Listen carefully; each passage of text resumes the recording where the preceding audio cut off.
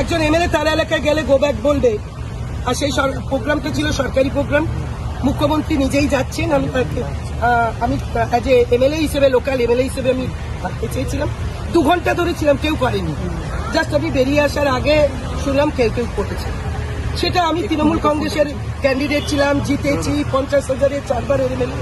তো বিজেপি আমাকে go back বেলবে, তাতে এতে আমার কিছু যায় আসে। আপনি কখন চিহ্নিত করতে পেরেছেন? হ্যাঁ, নিশ্চয়ই নিশ্চয়ই। ভারতীয় জনতা পার্টি যুব মোর্চার সভাপতির মাতা, সেই তার ছেলে আমার সঙ্গে প্রতিদিন কথা বলছে, ডেভেলপমেন্টের কাজ নিয়ে বলছে, দিদি আমাদেরকে সুযোগ দিন কাজ করার। আর তার মা আমার বিরুদ্ধে বলছে। বিধানসভায় মুখ্যমন্ত্রী বিধায়কদের জন্য বড় ঘোষণা করলেন, বিশাল বড় ঘোষণা করছে। এটা বললাম যে আমরাও যাতে এই সেবা কেন্দ্র নেতাজি সুভাষচন্দ্র বোসের নামে করতে পারি, সেটাও দেখে নিতে হবে। দেখি প্রাক্তন মুখ্যমন্ত্রীকে কালকে কাটাছড়া এবং 2 দিন আগে কাটাছড়া হয়েছিল এবং কালকে চোর স্লোগান দেওয়া হয়েছে, এই নিয়ে কি বলবেন? প্রাক্তন মুখ্যমন্ত্রী 3বারের, তিনি বহুদিনের রাজনৈতিক লিডার, তিনি এমন একজন পরিচিত নায়ক, ওটা ভালোবাসা ছিল।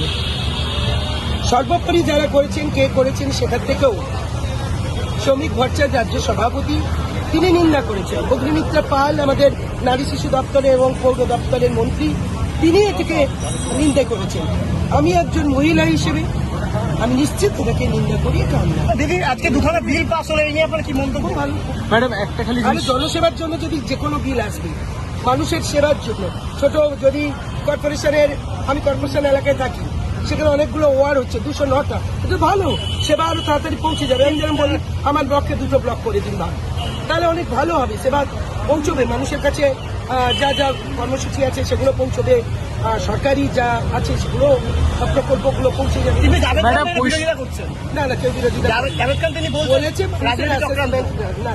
ম্যাডাম 65খানা নতুন ওয়ার্ড, 65খানা নতুন ওয়ার্ড কলকাতা পৌরসভার। আরে ভালো তো, ওয়ার্ড হলে ওয়ার্ড অফিস বানাবে, সেবা হবে। তো আপনি একটা ওয়ার্ডে মনে করুন হচ্ছে 1 লক্ষ মানুষ বাস করে, সেটা 2টো ওয়ার্ড যদি হয়ে যায়, 50,000 কি 60,000, 40,000, তো পরিষেবা তো ভালো পৌঁছবে। আমি এ নিয়ে সহমত।